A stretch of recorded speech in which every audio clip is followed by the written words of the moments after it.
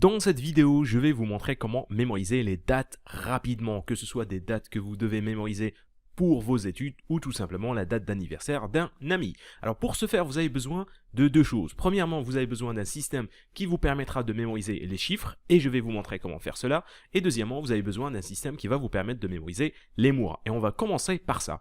Comment mémoriser les mois? Eh bien, ce qu'on va faire, c'est qu'on va tout simplement convertir le nom de chaque mois en une image. Par exemple, janvier sera converti en l'image d'un calendrier. Pourquoi? Eh bien parce qu'en janvier, on va acheter le calendrier de l'année. Février sera converti en l'image d'une fée. Alors pourquoi? Là, je vais me baser sur la prononciation. Je vais convertir février, fée, en une fée. Troisièmement, mars sera converti en la planète Mars ou tout simplement la barre de chocolat Mars. Avril sera converti en l'image d'un fil, là aussi en me basant sur la prononciation. Et mai sera converti en l'image d'une montagne. Pourquoi montagne? Parce que je vais me baser une nouvelle fois sur la prononciation, mais ça me fait penser à sommet. Votre objectif serait de faire ça pour pratiquement tous les mois de l'année en convertissant chaque mois en une image, ce qui est relativement simple à faire. Vous avez tout simplement qu'à vous baser sur la prononciation. Maintenant, il nous faut un système qui nous permettra de mémoriser les chiffres. Et pratiquement tous les systèmes mémotechniques qui existent et qui permettent de mémoriser les chiffres rapidement se basent sur ce principe. Vous allez prendre le chiffre, vous allez accorder à chaque chiffre une série de lettres et en utilisant cette combinaison de lettres, vous allez former une image. Celui que je vous recommande d'utiliser, c'est le système majeur ou il est aussi connu sous le nom du code chiffre 100. Je vous recommande de l'utiliser pour la simple et unique raison que ce système est tellement célèbre que vous allez trouver des images toutes prêtes pour les chiffres de 00 à 100. Il y a même un logiciel qui a été créé qui permet de donner les images directement. Vous écrivez le nombre et il va vous donner une liste d'objets que vous allez pouvoir utiliser. Mais expliquons tout d'abord le principe de ce système majeur. Nous allons prendre les chiffres de 0 jusqu'à 9 et à chaque chiffre, comme j'ai expliqué, nous allons accorder des lettres. Par exemple, pour 0, nous allons accorder les lettres Z ou S. Là, c'est assez facile à mémoriser. Le Z, c'est pour 0, donc dans 0, il y a la lettre Z, et S, c'est un peu l'image miroir du Z. Donc ça, c'est assez facile à mémoriser. Pour le numéro 1, on va associer le chiffre T et D. Essayez de mémoriser ça en vous disant que dans le T et dans le D, il y a une ligne verticale. Ça sera le moyen mémotechnique pour mémoriser cela. Pour le N, dites-vous qu'il y a deux lignes verticales. Dans le N, donc 2, c'est N. Le 3 sera associé à la lettre M. Pourquoi? Parce que le 3, si on le retourne à 90 degrés, il va ressembler à un M. Pour le 4, nous allons utiliser le R. Alors, un 4 à l'envers ressemble un peu à un R. Et 4 en anglais, c'est 4. Donc, utilisez ces deux moyens pour vous en rappeler. Le 5, c'est un L. Alors, pour vous rappeler de ça, dites-vous que quand vous faites 5 avec votre main, eh bien, vous êtes en train de créer la lettre L. Ce sera le moyen pour mémoriser cela. Pour le 6, nous allons associer les sons G ou les sons CHE. Alors pour G, c'est assez simple. Si on enlève le demi-cercle qui se trouve ici, on va avoir un 6. Et pour les sons CHE, dites-vous tout simplement qu'un C, ça ressemble un peu à un 6. Et ça vous permettra de mémoriser cela. Pour le 7, on va associer le son K.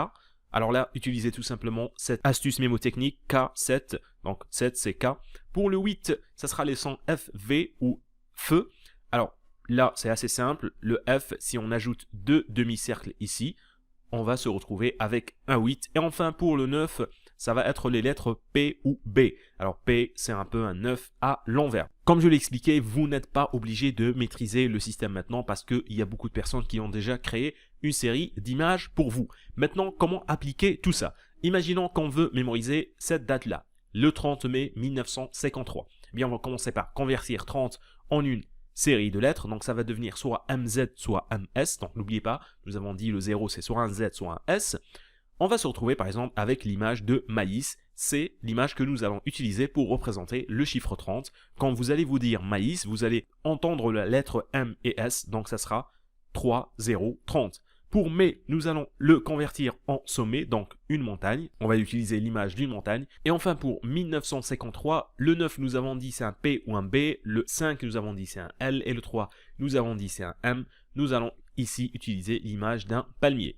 Ce qu'il faut faire maintenant, c'est lier le tout ensemble dans une sorte d'animation très bizarre. On va imaginer que on est dans une montagne, au sommet de la montagne, il y a un palmier, dans ce palmier, il n'y a pas des dates, mais il y a du maïs. Alors généralement, vous n'allez jamais mémoriser les dates toutes seules. Si vous mémorisez une date, C'est parce qu'elle est associée à un événement particulier. Cette date-là, par exemple, est associée à la première publication qui a été faite sur l'ADN. Du coup, ce qu'on va faire, c'est qu'on va imaginer notre palmier avec du maïs et on va imaginer qu'il est entouré d'un brin d'ADN. Donc cela vous permettra de mémoriser non seulement la date, mais aussi l'événement associé à cette date. Prenons un autre exemple. Imaginons que vous rencontrez une personne qui est née le 8 août 1985 et vous cherchez à mémoriser sa date d'anniversaire rapidement.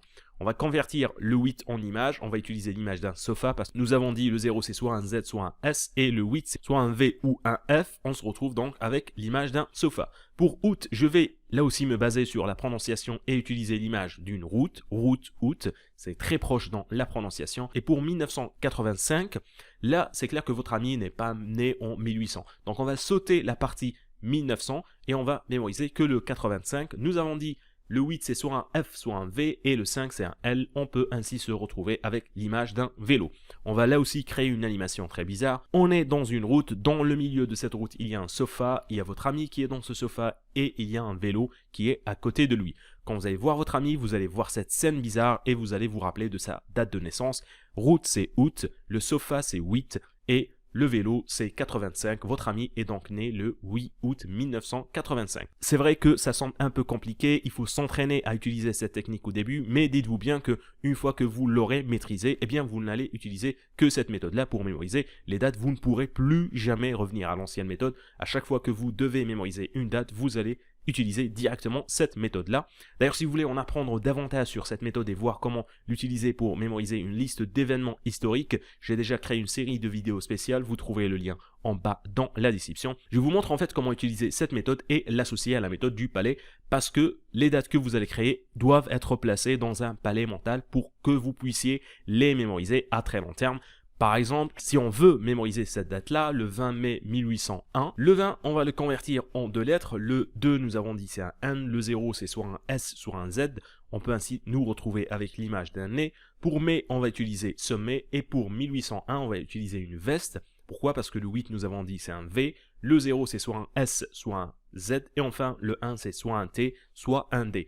Une nouvelle fois, je vous conseille soit d'utiliser le logiciel que je vous ai montré. Vous pouvez d'ailleurs le télécharger en cliquant sur le lien que j'ai mis en bas dans la vidéo ou utiliser une liste déjà faite par une autre personne. Du coup, on va se retrouver avec cette image-là, une montagne avec un nez et cette montagne est remplie de vestes. Ça vous permettra de mémoriser cette date-là. On va jamais mémoriser une date juste pour la mémoriser. Cette date, c'est la date du début de la guerre des oranges.